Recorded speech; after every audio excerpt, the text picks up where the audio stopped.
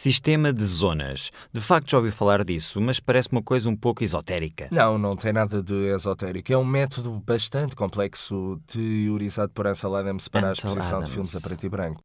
Praticamente este método permite ao fotógrafo obter na impressão final a imagem que visualizou já numa fase de captura. Ok. Obviamente que não é possível reproduzir a separação da luminosidade presente na realidade sobre um material fotográfico, pois, se bem te recordas disto, existem limites que impedem a reprodução de todas as variações de luminosidade.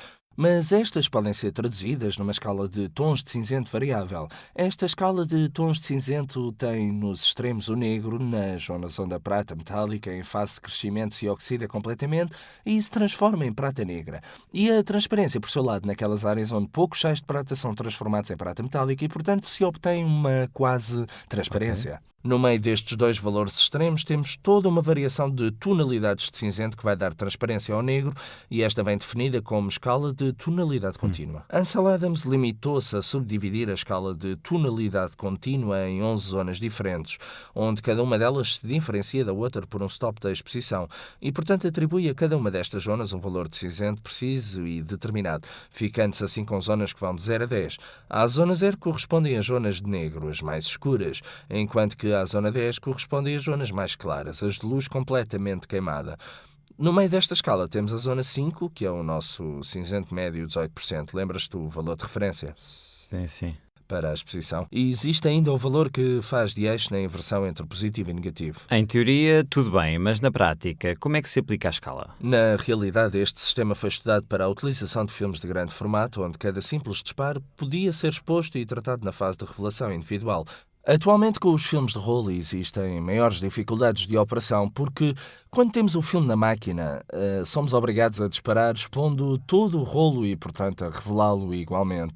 Mas considera que se um fotógrafo encontra um tema interessante, não vai disparar uma só vez, mas tenta várias soluções de vários pontos de vista. Certo. E, portanto, podes mesmo pensar em tirar várias fotos e depois dedicar àquele rolo um tratamento específico para utilizar o sistema de zonas. De qualquer modo, na base de tudo está a escolha onde posicionar o cinzento médio. Ou seja,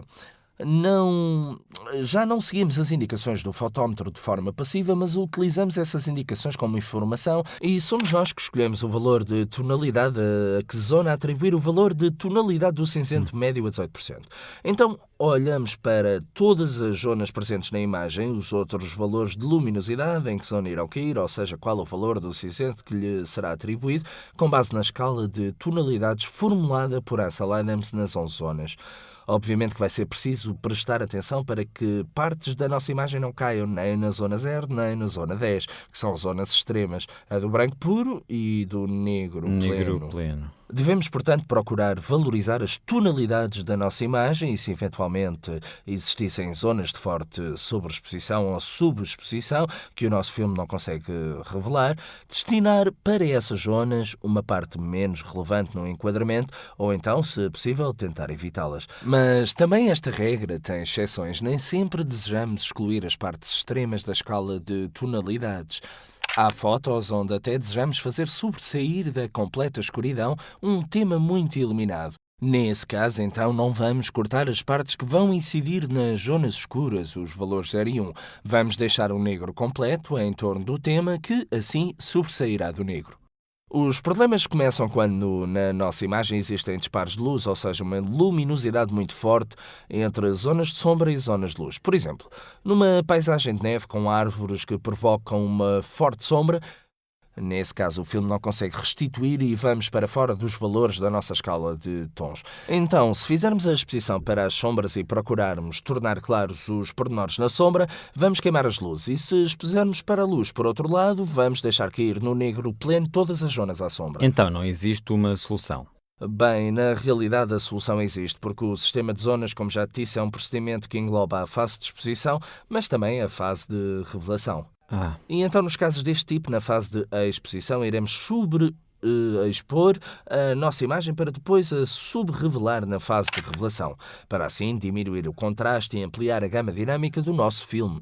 Pode-se verificar a situação oposta, ou seja, termos um dia de nevoeiro, onde não há muita diferença de luminosidade entre as zonas iluminadas e as zonas à sombra, pois o sol está encoberto por nuvens, e então, nesse caso, vamos querer tirar o máximo partido da latitude da exposição do nosso filme e, portanto, vamos agir de maneira totalmente oposta. Ou seja, na fase da exposição vamos subexpor para sobre-revelar na fase de revelação, de forma a aumentar o contraste e tirar assim partido de todas as 11 zonas e ter uma imagem que vá do branco ao negro, disfarçando mais as sombras e realçando mais as partes à luz. Sim, eu percebi este assunto do sistema de zonas, mas hoje com o digital talvez não seja uma coisa atual. Não, ainda está muito atual.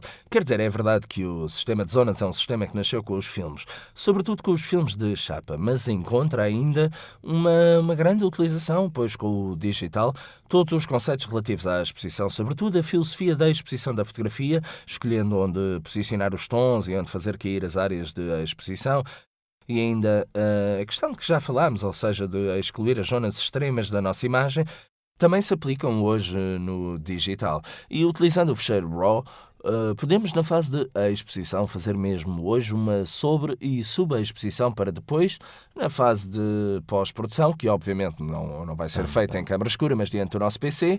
Claro. Portanto, regular o fecheiro e ampliar ou comprimir a gama dinâmica da nossa imagem. Com o Photoshop. Exatamente. Então, Anthony, resumindo, hoje falamos de noções históricas, partindo do pictorialismo até Ansel Adams. Vimos o trabalho de alguns paisagistas no final do século XIX, princípio do século XX. Depois falamos de a exposição utilizando a luz natural em diferentes horas do dia, diferentes condições climáticas, chuva, neve, céu tempestuoso e depois enfrentámos as dificuldades fotométricas, algumas noções de latitude da exposição e introduzimos o conceito do sistema de zonas.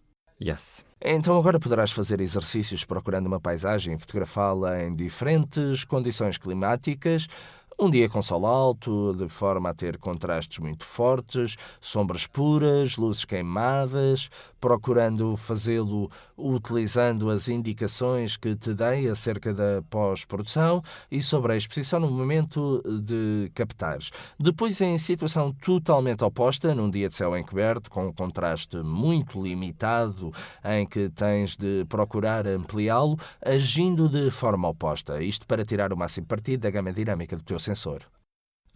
Já escolhi o local, depois conto como foi.